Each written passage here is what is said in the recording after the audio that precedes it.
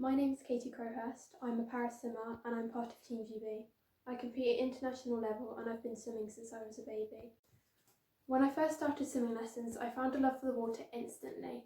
I went to my first ever para nationals at age 9 and I watched all the elite and GB athletes do amazing. This made me want to do even better and keep competing as I grew up. I've been competing since the age of 9 and have been to many para-nationals and para-internationals over the years that I have been swimming. I got onto Team GB's world-class pony potential at age 14 and have been competing for them for over 2 years now. I went to my first ever para-internationals in Berlin to compete for Team GB last year and I came away with a silver medal in the 50-metre backstroke. Over the years, I've had many experiences with different coaches in my swimming journey. Some positive, some negative, but my main highlight was with a coach I had for, unfortunately, only about a year.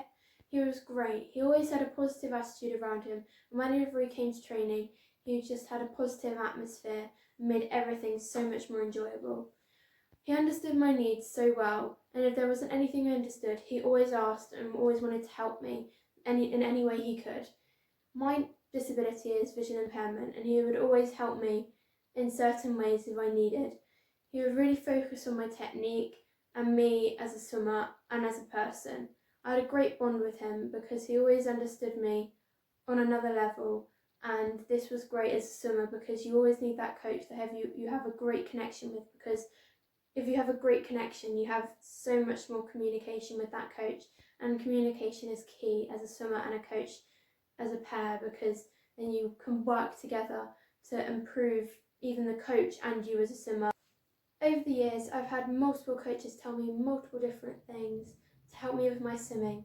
To start with, I have been told many times, and as I've said, that communication is key.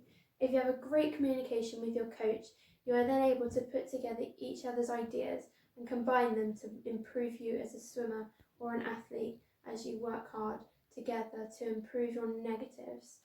I've also been told to have a positive outlook at everything. I try to do this because it's great. If you're negative, you don't feel you can improve, whereas if you're positive, you can then focus on what you need to focus on and think, it may not have gone well this time, but it will go well next time, or if it doesn't, why hasn't it gone well? And I can improve on that.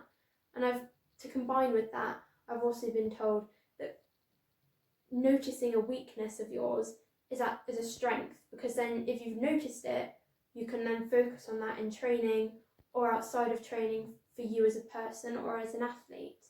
These 3 pointers are really good in training because you can then focus on these and at competitions for you as a swimmer or athlete. My advice for new coaches coming from a para-athlete myself, I would personally say that linking on from communication, it really is key, because if you're struggling to understand how to help us as an athlete, then it's going to be hard for you as a coach to help us improve our performance. So if you communicate with us and ask us, we will be happy to help, because at the end of the day, we want to improve as an athlete ourselves. So if you communicate with us and ask us how you can help us, we're always happy to help and explain, because we want to help you help us, if that helps in any way.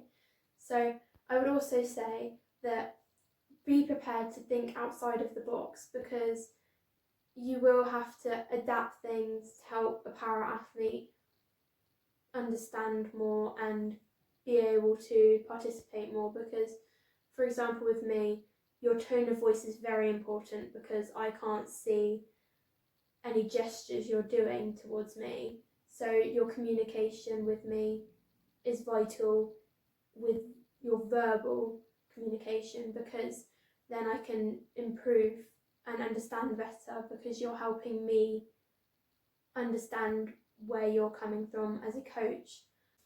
My advice to new para-athletes would be to have an end goal. If you have an end goal, you'll stay more motivated. If you're doing the sport that you love, you'll then have an end goal to work towards and stay positive throughout training and competitions, because there will be lows, so you'll need to stay strong, because nothing's always positive. You'll always have the negatives in your journey, and to stay strong will help you as a person and an athlete altogether and improve your performance. Secondly, I would also say that as a para-athlete, we need extra help, and if your needs aren't met, then you need to speak up. If they aren't met, talk to someone, speak up, talk to the coach or the athlete who isn't meeting your needs, help them to understand what you need and help them help you.